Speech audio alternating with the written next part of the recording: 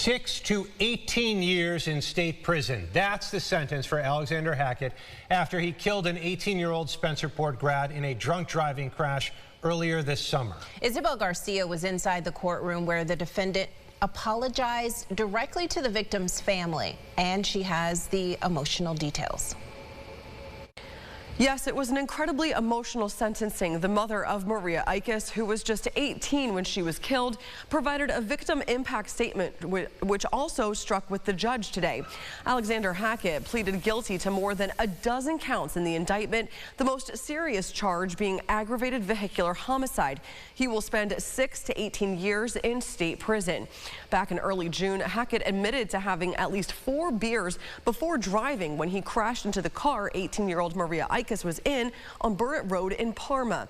The victim died at the scene. Another victim was also hurt but is expected to be okay. Raymond Benitez, the chief of the Vehicular Crimes Bureau at the District Attorney's Office, noting Hackett also had cannabis in his system. Maria had been waiting to pick up friends as a designated driver that evening. In court this morning, Hackett turned and spoke directly to Maria Eichas' parents, apologizing, telling them, quote, "There's nothing I can say that's ever gonna change this," end quote. She was an incredible young girl who had so much to offer our community.